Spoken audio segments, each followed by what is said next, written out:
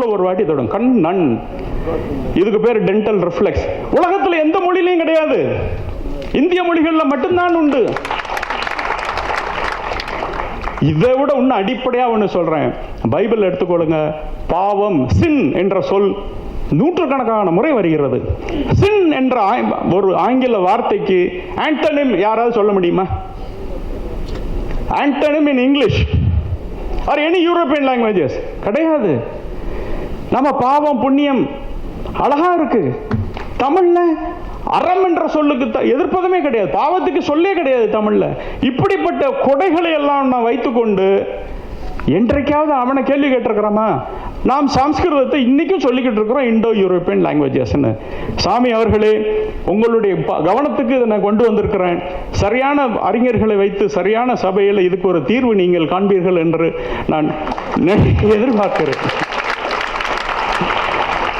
அது மட்டுமல்ல, நேரமாகிவிட்டதனால் டாக்டர் சாமியை முதல் முறையாக சந்திப்பதனால் அவரோடு ஒரு சில வார்த்தைகளை உரையாட விரும்புகிறேன். 19 வயதிலே உலகத்தின் மிகப்பெரிய பொருளாதார மேதையாக விளங்கிய PC மகளபனிஸ் என்பவரை சர்வ சாதாரணமாக தூக்கி அடித்தார் அவர். அன்றைய பிரதம மந்திரி கூட அதை செய்வதற்கு துணிந்திருக்க மாட்டார். அப்பேற்பட்ட அறிவு பிரகாச சுடர் அவர். நமது மாணவர்கள் எல்லாம் அமெரிக்க கான்சுலேட்ல கியூல நின்றுகிட்டு இருக்கும் பொழுது ஹார்வர்ட் பல்கலைக்கழகம் இவர் வீட்டு தேடி வந்தது. பொருளாதாரத்திலே கால்குலஸை அறிமுகப்படுத்தியவர். நிறைய பேருக்கு அது தெரியாது. He was one of the first academics to introduce calculus in economics. அவருடைய மதிப்பு எனக்கு தெரியல. அவர் பணத்துக்கு மரியாதை கொடுக்க மாட்டார். ஆகையினால் அதிகபட்சம் போனால் அது 200-300 ரூபாய்க்குள்ள இருக்கும். ஆனால் எந்த பேனா, அவர் ஒரு முறையும் பாக்கெட்ல இருந்து ஒரு பேனா, ஒரு வாட்டி பேனாவை எடுத்து மூடிய கலட்டினார்னா ஆராஜா ஜெயிலுக்கு போறார், அடுத்த வாட்டி எடுத்தா கனிமொழி ஜெயிலுக்கு போறார். எந்த பேனா வலிமை மிக்கது? ஆகையினால பேனா யார் பயன்படுத்துகிறார்களோ அவர்களை வைத்துத்தான் அதற்கு ஒரு மரியாதை. ரூபாய் செலவு பண்ணால் அதுக்கு மரியாதை இல்லை. அதற்கு உதாரணமாக நம்மிடையே இருந்து கொண்டிருக்கிறார்.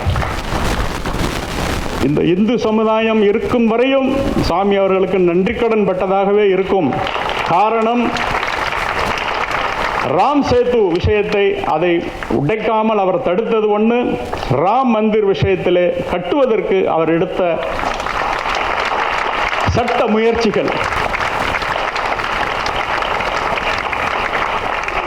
The monument in Ayodhya is, the temple at Ayodhya is not just a monument for Lord Ram.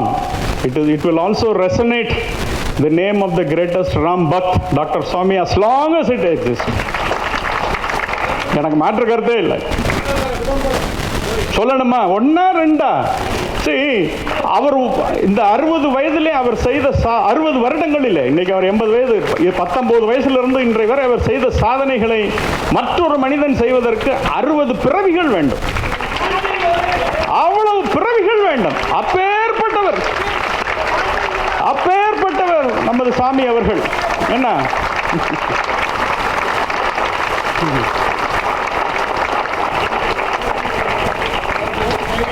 இப்படிப்பட்ட ஒரு மனிதர் நம்மோடு பழகுகிறார், எளிமையாக இருக்கிறார், நம்மோடு பேசுகிறார் என்பதெல்லாம் நமக்கே ஒரு பெரிய பெருமை. இன்னும் அவரை பற்றி பேசுறதுனா எனக்கு இன்னும் இருக்கு, டைம் இல்லைங்கிறதுனால முடிச்சுக்கிறேன். ஆனாலும் டாக்டர் சாமி அவர்களே, the country needs your services more than ever before.